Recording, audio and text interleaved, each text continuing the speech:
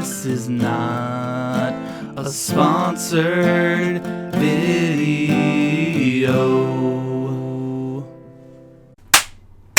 Gear review! Ow, fuck! I've been thinking a ton lately about selling off my old Sony A7S, you know, the original one, in favor of the newer Sony A7 Mark III. There's so much hype around it. But then again, I mean, Sony releases cameras about as often as I upload videos, so maybe it's not worth it. Hi, I'm Lou, and if you're new around here, that was a bit of hyperbole. I actually upload every week. Sony releases cameras every other week. Why don't you subscribe so we can laugh together some more in the future? Anywho, I went around eBay and Craigslist and I was kind of disgusted to find out that the original A7S is selling for around $500 now. I mean, shit, I paid 4 times that much when I bought it. It hasn't been that long since wait a second, when did I buy? 2015, holy shit, I've had this thing for 4 years? Well, I guess it shows. I mean, this camera is really worn down. The grips are worn out, the paint is chipping away. This camera's seen a ton of action with me. So with the prices where they are, I kinda deemed it not worth selling, even if it is just because it's a keepsake at this point for me. But I did get another idea. Is it worth buying the Sony A7S in 2019? I don't know, let's find out. The Sony A7S took the internet by storm when it first came out. Everyone was talking about it for one major thing: its sensitivity. That's right, you can watch the movie About Time starring Domhnall Gleeson and Rachel McAdams, and the A7S will sob uncontrollably with you. No memes there, that movie is really emotional. The sensitivity in the name actually refers to the camera's major strength, its low light performance. And frankly, this is a camera you have to see to believe. You really can do some amazing things with the high ISO performance. Shooting outside at night with no light, ISO 25,600? No big deal. I mean, there are people who made a film entirely lit by the moon with this camera. It is a powerful little camera, and it came out at a time where mirrorless cameras hadn't quite caught on yet. Needless to say, it was revolutionary. Maybe I'm a bit biased when I say that, because the A7S literally changed the way my friends and I made films when I bought it. Suddenly, these crazier, more complicated night shoots became feasible without a budget. My film work with my friends was the reason I picked up the A7S though. At the time, I was balls deep in a series called Cure, which you can watch over on the Nailed It network, and I highly encourage you to do that. A huge portion of that series was filmed on my Sony A7S. Here's a quick little montage for you.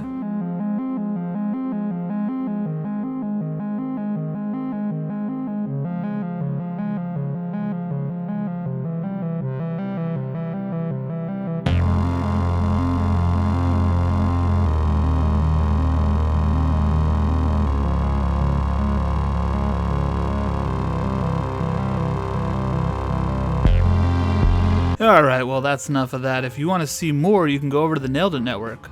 In terms of video, the Sony A7S is an absolute beast. It was in 2015, and frankly it still is. It comes right out of the box with a ton of features that a Canon DSLR shooter would be envious of. Namely that focus peaking though. Coming from someone who shot on a 5D Mark III for a while, moving to a camera that has focus peaking, and zebra, and an EVF, it was absolutely wild. Being able to crank the ISO up so high, it's still nuts to me. And the fact that a cheap adapter allowed me to keep all my old Canon lenses, I mean, it really was an amazing jump.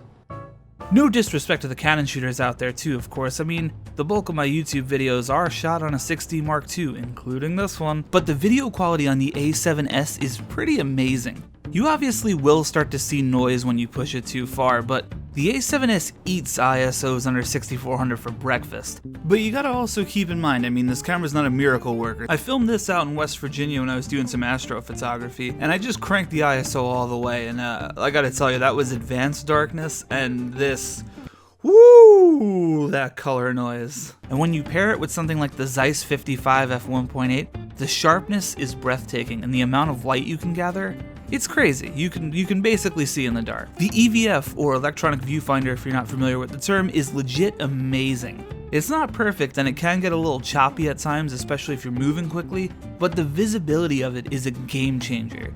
Bright sunlight, no problem. Middle of the night, no problem.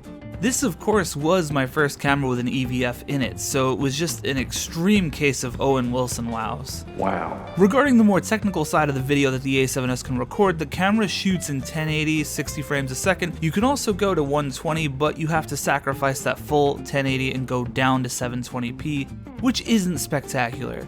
Shooting 4K is possible, but not straight out of the box. You'll need an external recorder, like something from the Atomos lineup.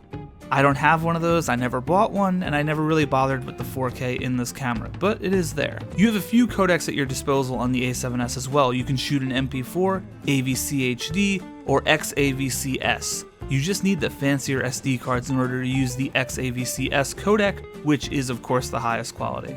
There's a 29-minute recording limit, full frame, 12 megapixels, yada yada, you get the point. The footage is really quite gradable. It looks handsome under some of my LUTs. I tend to use the Cine 4 or just turn off the picture profiles altogether. But there is an S-Log 2 mode which is under the picture profile 7.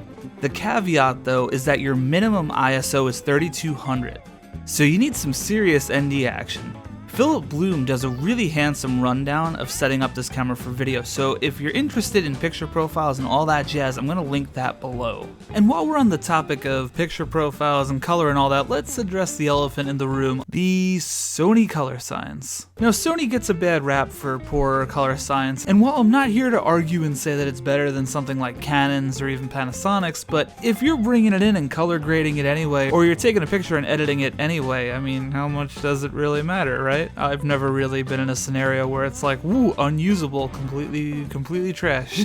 One thing I do want to note though is that if you accidentally overexpose in your video, in my experience, it's pretty difficult to bring back some of those blown out areas. That is true of a lot of cameras, but worth mentioning. Continuous video autofocus is not something I'd particularly call awesome in this camera. While my Zeiss 55 f1.8's focus motor is really quiet, and that is going to depend on whatever lens you put on there, it doesn't lock onto objects very well. And it sometimes gets confused if objects or people are stacked too tightly together. You can mess with facial recognition and all that jazz, but I can't be bothered with that. Canon has things on lock with their dual pixel autofocus. Even though my 6D Mark II can be an absolute asshole sometimes about focusing on things, it's just light years better in terms of video autofocus. And without having the articulating screen, I really would not trust this camera to get me in focus if I were using it in a vlog scenario. Not that I vlog very often, but some of you might. So there you go. If vlogging doesn't matter, the focus peaking is good enough that I'm totally fine with manual focusing in the video mode anyway. That's pretty much how I've shot all the video I've done on this camera to this point anyway. Rolling shutter is pretty obvious on this camera. Now, I'm not one to freeze frame and analyze that kind of thing, but it's pretty obvious on this camera. And if you don't know what rolling shutter is, just keep an eye on the black pole right here. I'm slowing the video down so that it's a little bit more apparent. Remember when I said I didn't freeze frame and analyze video? There are two other features I really love for the video mode on this camera. They're the APS-C crop mode and the clear image zoom. APS-C does exactly what the name implies. It'll digitally crop your sensor to an APS-C sized sensor. So you're going from full frame down to APS-C. So essentially you can crop your lenses in, effectively making one lens act like two with this setting. The big drawback on this camera though is that you're cropping in on a 12 megapixel sensor. So you're effectively dropping 12 megapixels down for like 5. It's a pretty severe drop. Cropping and repositioning in post is something that's important to you. This might not be viable for you. The clear image zoom is pretty awesome too. It's another means of digitally zooming in on the image. This can effectively double the reach of your lens. There is some debate online regarding the quality loss. I found that if you're too aggressive, you will lose quality. I'll let you be the judge here. Here are 4 images straight out of the camera. This one is the normal 55mm. This one is the 55 with clear image zoom set to 1.5 times. This one is the 55 with the clear image zoom set to 2 times. And this one is the 55 with the clear image zoom set to 2 times with the APS-C crop enabled. Whew, holy crap, that was a lot to say. But yeah, check those out and figure them out for yourself. Regardless, it's a pretty cool feature. Similarly to the APS-C crop mode though, it comes with a drawback. You can't shoot RAW in this mode. But if you're using this solely for video, that doesn't really matter too much. To turn it on, go into the menu, go under the gear icon, and you're going to find something that says Zoom Setting. Set it to On Clear Image Zoom. Then go into the camera icon in the menu and press zoom. Once you've done those two things, you'll see a zoom scale slider thing on the bottom right of your screen. You can use any of the dials to zoom in and out, and I also recently found out that you can do smoother zooms by pressing the ISO dial left or right. You can also bind this to one of the custom buttons on the camera, which is awesome. Just remember, it's not going to work if you're shooting in RAW. And one other thing to keep in mind is this camera does not have any in-body image stabilization, so if your lens suddenly becomes this huge telephoto lens, it might be a little tricky to keep things stable. Tripod is probably a good friend in this scenario. In my opinion, the A7S is an excellent choice for video work, but when it comes to stills, you might be a little disappointed by it. Perhaps the most obvious is the 12 megapixel thing. It's outclassed by so many cameras these days. And I know this can really kind of spiral into a debate here, I'm not trying to do that, but there are some people who claim that you only need like 10 megapixels for big prints. And then you have camera companies getting into these pissing contests over megapixel numbers. Well, let's ignore that and let's just talk about my real world experience. The A7S doesn't give you the same sort of image fidelity that something like the 5D Mark III or the A7R Mark II would. These images just don't have the same level of detail. This also becomes very apparent if you try to crop your images. The more aggressively you crop, the more evident the issue becomes. So, easy solution, don't crop. Now, is this a megapixel issue, or a sensor issue, or an old technology issue? I'm not too sure, to be honest, but it is apparent in the photo mode. And that's certainly not to say the camera is unusable. I've taken a ton of photos I love with the A7S, but if I'm making a day of shooting photos, the A7S isn't the camera I'd reach for. The autofocus leaves a bit to be desired too. I find that despite the various focusing modes, I have a decent ratio of out of focus images. They're close but not perfect. I can only assume that this is because of the age of the system at this point. I'm sure the newer Sony mirrorless cameras have improved autofocus capabilities. And very similarly to the video mode, focus peaking and the EVF make manual focusing very manageable. Something I tried recently that sparked a little more love into shooting stills on this camera was using the aperture priority mode. Truth be told, I usually live in the manual zone, but I've been shooting a bunch on my Canon AE1 and it's been a blast using aperture priority on there, so I decided to try it out on there and do some street photography. I gotta say, I enjoyed the process a ton, especially using the exposure compensation dial. It's a really great workflow and I got some decent shots as well. Wouldn't really call myself a street photographer, but that's another discussion. Food for thought though, sometimes you gotta shake things up. Let's move a little bit now into ergonomics and ease of use. The record button is in a terrible place. I know I've made fun of that a lot of times on this channel, but it just never ceases to bother me. The size of the camera is odd too. Your pinky usually doesn't have a home. I mean, the grip it's probably suitable for like an infant, but when you adapt your bigger Canon DSLR size lenses on it, or even some of the new Sony G Master lenses, like the balance, it's just phenomenal. That's more sarcasm. It's actually really bad. The one-handed use feels particularly precarious. The Sony menu systems are they're just dreadful. I know I'm not English, so I probably can't get away with saying that. They're full of weird wordings like, how about movie button always?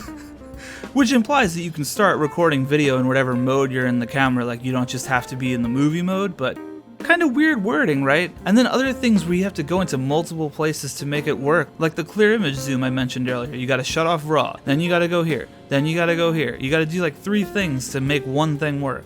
I'm not trying to Canon fanboy here, because trust me, they annoy the crap out of me too, but Canon's menus are just so much cleaner and more easy to navigate. And I don't think it's a matter of, oh well, I'm just more used to the Canons, because I've had this camera for 4 years. The battery life is not great. This is certainly the type of camera where you're going to want to have plenty of extra batteries. I normally have 6 in my camera bag. While I've never burned through all 6 in a single day's shoot, the batteries drain pretty fast, especially if you're recording a ton of video.